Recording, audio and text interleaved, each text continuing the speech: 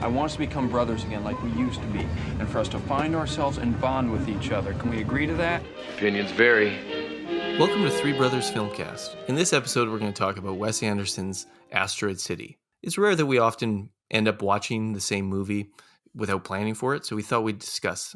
So, I have to say, guys, coming out of Asteroid City, I was probably the most disappointed or maybe just unmoved that I've been after a Wes Anderson movie for quite some time. And I don't know if you felt similarly or if it hit the right notes for you. No, I would say the same thing. I was a bit surprised because I've generally been a big Wes Anderson fan. Like I've liked almost all of his films. I thought even I think I had a Grand Budapest Hotel was my top film of 2014.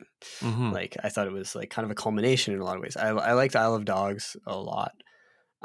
French Dispatch, I was more muted on. We did a whole podcast on it, but I actually liked quite a bit of it. I think as individual stories, I like a lot of the performances and stuff like that. And when I heard that for a lot of people saying Asteroid City, maybe his, some people are saying things like, "Oh, it's one of his best. It's a return for him." I mean, you can't take that stuff with. You got to take it with a grain of salt, right? Because there's always somebody who says they say that about every Spielberg movie. They say it about every big director who's But so I was expecting it to be, and especially given the setting of 1950s space race Americana, alien, all that stuff. I was like really excited for it, obviously, but in the end, when I came out of it, I'm like, I don't know, maybe was I tired? Do I need to watch it again? I've heard people say that it opens up a little more on a second watching because there's some things with the movie to me that were a bit surprising or disorienting about it. Maybe we can talk a little bit about a couple of those things. Not so much the alien thing. It was more because he's dealt with like those kind of things with like the shark and creature and like Life Aquatic and stuff like that, right? So it wasn't that. It was more the framing element. Actually, I think the framing element of the film doesn't really work for me, and that for me is my biggest thing. Having let's get into the framing, but I want to hear what he liked. So like in the midst of watching the movie, I was like, "Is this another French Dispatch thing?" Because I was like, I was chuckling at it. I'm like, "This is fun. This is very busy. This seems to be almost cliched Andersonian style and approach." And so coming out of the movie with some friends, and they're all kind of like, "Yeah, that was fun," but that was kind of like a lark, that was a good time. I'm happy I saw it. I don't know if there's like that much there to it. And I thought that was like kind of the case for a little bit. And the movie has stayed with me for the last several weeks to the point where I'm kind of I'm writing as we record this, I'm in the midst of writing an essay that who knows if it shows up on the site before this is published. Basically, I think the movies, without getting thrown all, giving away my whole hook, but I think the movie is like a really interesting bookmark for Anderson in his career. It works really nicely as a late stage variation on Rushmore, in a sense, specifically for its like theatrical approach and the presence of Jason Schwartzman as the central character, being a movie about loss and about people not understanding, basically people what the process of disenchantment within the modern world and how that is borne out within like a quintessential American context, and whether there is a possibility of re-enchanting any of it. And so I understand what you're saying about the frame narrative, that it's a little bit confusing. I think we were texting about this, Anders, that like the scene where it goes one extra with being like too much of a meta commentary, where it's the whole like actors therapy session where they're like, you can't dream if you never go to sleep. You can't dream if you never, like they're doing that. And I'm like, you're underlining your point of the movie too hard to be like, hey guys, my movies are dreams. And so if you never surrendered to the busyness of the style, the artistic and aesthetic approach of it, you're never actually going to come away from the realization that is possible with art of this sort. But it's too defensive. It's like at moments the movie is a little too defensive, but I actually don't mind it being super self-critical or self-interrogating, because I actually think at this point in time with Anderson's style and his layers of narrative storytelling, he actually has to justify himself at this point for having so many framing narratives. It's like, so at some point just tell a story, unless you have some interesting thing to say about it that is only possible through the frame. Okay, and I think the frame I'm looking forward to reading your essay. I think what you're saying, I think that some of that stuff might open up for me on a second watching. This is what I will say, that there's something about the choice to deal with actors in a kind of method acting, that whole 50s style clashes with the aesthetic of the Looney Tunes desert rocket thing. Like And those it's things odd that he don't would- really fit together. To me, they're like, But it like, also- why did you choose that frame for this story? I don't Yeah, like get why that. why method acting? Yeah, exactly. Because he's like the exact opposite of method acting. His film. And it's not like any of the performances in the movie are actually like the Schwartzman and the ScarJo. Those performances aren't really method either. No, they're too, like, in fact, I'm going to go to the point to say at this point, it's not even that they're stylized. I like stylized acting.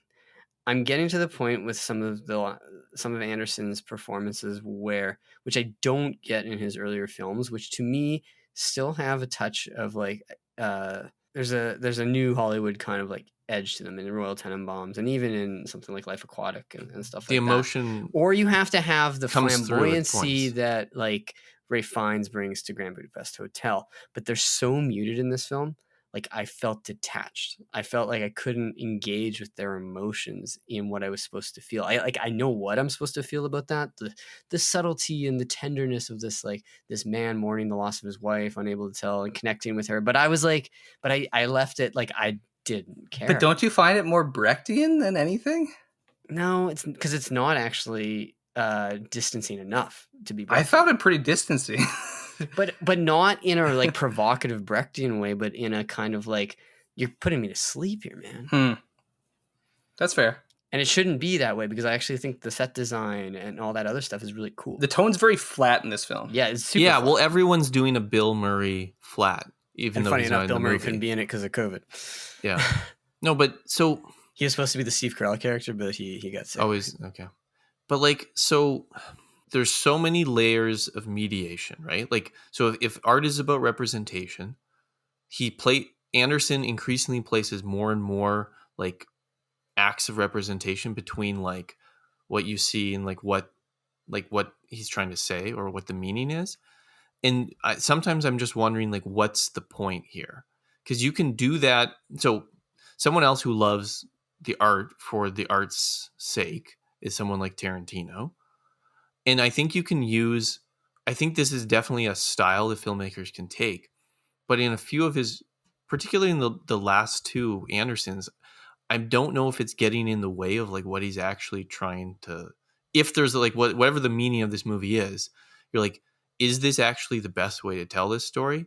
Or are you just getting so hung up on having like a bunch of clever little clever like bookends and framing devices for it? And I also find that it's maybe getting, for at least for me, it's getting in the way of having moments of emotional connection with the characters. And that Anderson's films are always, they're muted emotionally, but there'll always be a scene or two of like poignancy or deep emotional connection that somehow like bring everything together. And like Rushmore will have a scene like that. Like I'm thinking of like, like the Royal Tenenbaums when Luke Wilson's character is like, committing suicide. Like, and a lot of it sometimes is about or even actually just the little choice. moments, like when Ben Stiller's like, having a really hard year, Dad. Yeah.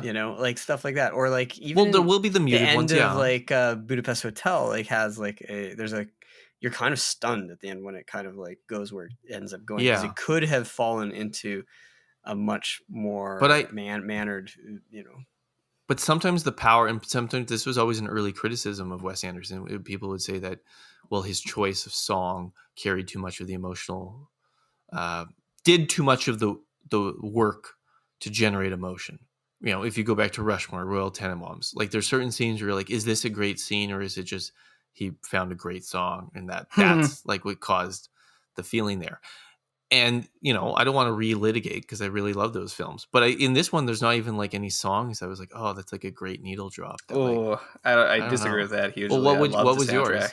You do? I love the Bertil Ives music. I love the use of "Don't Forsake Me, Oh My Darling," or like the High Noon song like in there. And I actually Western stuff. I actually really like Western music. For me. I really like that kind of music. Yeah, I don't know if it. So like, here's worked. the thing that has nothing to do with my essay, but it's I think it's extremely obvious with this movie, and I don't know if you guys have really read this, but so when Anderson first came onto the scene, specifically with Royal Tenenbaums, the Royal Tenenbaums, the most obvious connection, which seems to be never brought up anymore in discussing them, is J.D. Salinger. Yeah. Right? It's the story of the family of geniuses, and they're all messed up.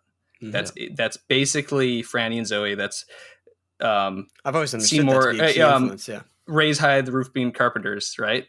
This movie is very much Seymour an Introduction, which is the other half of the Raise High the Roof Beam Carpenters collection, and it is a story about it. It is essentially giving you the life of this individual. Within the stories, the whole thing is that Seymour was the brilliant older brother who's going to be the greatest, and he kills himself. And it's like trying to understand his life and the mundane aspects of his life through the lens of the fact that he offs himself. And so it's like the actual initial introduction of the character is already flavored by the metatextual understanding that the character is dead. And this movie is like doing that within its like frame device and its whole exploration of these characters. It is but which literally is the character. Well, in this, it's Jason Schwartzman is like the central character in it. Like he's the emotional linchpin because he's the linchpin within the different both parts of the narrative. Right. Yeah, and he's the mourning father, but he's also the actor who does not understand the play or he's trying to unlock something in both versions, right? And so you get these weird, so the scene in the movie that made me immediately think of Salinger is the early scene when he goes in and auditions for Edward Norton's Playwright. Yeah. And he makes the comment of being like, why does he burn his hand? And you're like, in your brain, you're like, if you watch movies well enough, you're like, oh, at some scene later, he's going to burn his hand. And it's like, I don't understand why he does that. And then he like gives this little like flourish. It's like, well, maybe it's this. He's like, but I still don't really get it. And then later he does it. And it's this like inexplicable thing. And so we're actually unable to process the event without already understanding the commentary of the event in the context of its initial occurrence, which is the thing that Salinger does, which is a very strange literary way of understanding human like cognition and memory. And like, just, it's a very strange, but very 1950s, like American literary device. And so I don't know, maybe just because of this and because I like the Salinger book so much, I found this very intuitive in its layers. And I found the emotional moments actually worked far better than they did in, say, French Dispatch or Isle of Dogs. And I've had a little bit closer of like a Moonrise Kingdom experience with this, where I'm already predicting that the next time I'll have a better experience with it. Not to say that movies deserve a second viewing. I think that's bullshit, frankly. If your movie doesn't work first time and it's in a big theater, you screwed up, because you shouldn't expect people to pay twice to see your movie to like it. But I didn't. I guess I came out of the film not having like, I really like Moonrise Kingdom.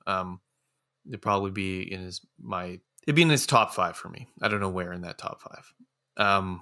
Because for me that movie really taps into true feelings about adolescence.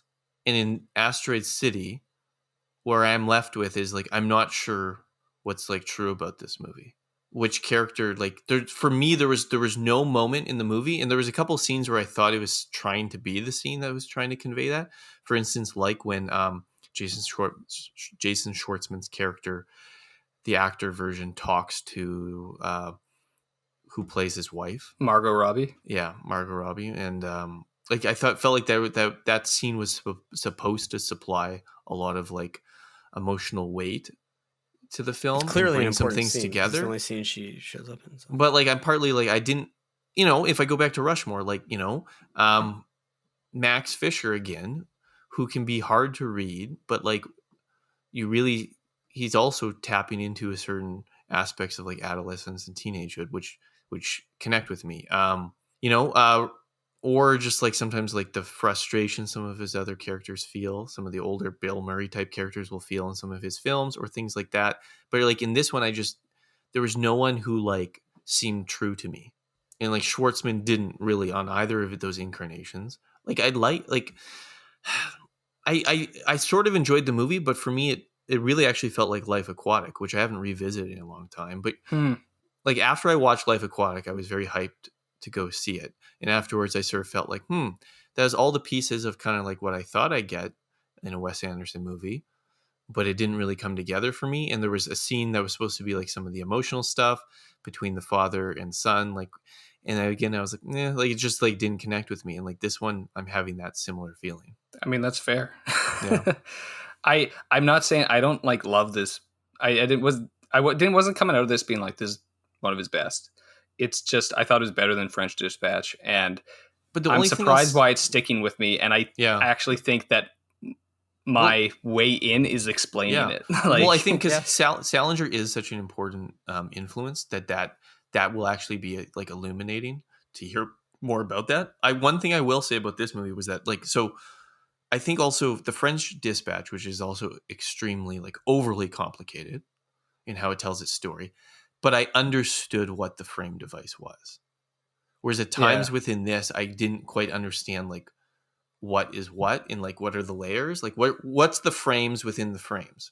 Sometimes I was getting confused about what the framing was, because the whole thing's within this kind of like TV, narrated by Bryan Cranston, this sort of like TV special talking about a playwright's history, I guess would be like layer number one, and then we go in.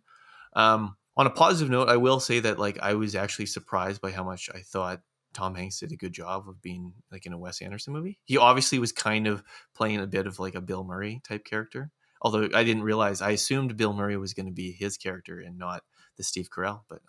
But you know, so Tom Hanks did a good job in it in terms of like connecting. I thought ScarJo surprisingly was like less effective. I mean, I think she's such an emotionally muted actor in general. Like is her affect even in her best movies. She's very internal. So it kind of fits. It's weird how many layers of like actress playing an actress playing an actress. I do think like the thing with Wes Anderson at this stage in his career is just, is he being too clever by half? And I think the answer is probably yes, because there's a reason why Rushmore, I think, is like far and away his best movie, because the whole thing is that it breaks down the facade of his own stylistic approach, his own aesthetic, as a childish way of understanding the world. He's the Max Fisher. Yeah. And I love Darjeeling Limited because it's actually the other movie of his that has emotions that break down all the other stuff. It's like, no, these characters have feelings that are like so authentic and so genuine that the frames of his film cannot contain them. But all of his other movies, even ones I really, really love, like Grand Budapest Hotel, are a little too busy and a little too clever. Well, I think with Grand Budapest, the busyness is actually part of the appeal. There's something like it overwhelms the way that the character Gustav M like does. Like Zero is being overwhelmed. His style in like matches like the films. I think that movie hinges on Ralph Fiennes. I'm not sure if like with this new one also, like, again, you know, I don't know if I said this with French Dispatch, but I kind of feel like all of his movies are stop motion at this stage. It's partly just the way he like the shots and the actors and all this works. The one I've revisited I didn't know if of I the last love decade is Fantastic Mr. Fox. Yeah, I don't know if I love his stop motion as much, and I don't know if I love the intrusion of it into all the films now. Like, I don't know if like the alien character like worked for me. I like the Roadrunner. But because that's kind of like a joke in the back. There's a gag. You know? Yeah. I don't know. It is kind of funny to be like at this stage where Wes Anderson, who I think 10 years ago we all would have agreed is like one of our favorite currently working directors. Now I'm just like, oh, that's another Wes Anderson movie. Okay. Yeah. I hope it's like really good and not just good. I feel like he's becoming okay. I don't know. He's Woody Allen. I said this last time. Yeah, no, I know. I just don't want him to become like. He really is. Like, yeah, he really is. Take that as you will. This isn't the beginning of something, Augie. Isn't it? Is it? Probably not. Unless maybe it is. I don't like the way that guy looked at us. What guy? The alien. Well, how did he look like at we're us? doomed. Maybe we are. Thanks for listening, as always, and we'll catch you next time. Goodbye, Mr. Bond. I bid you farewell.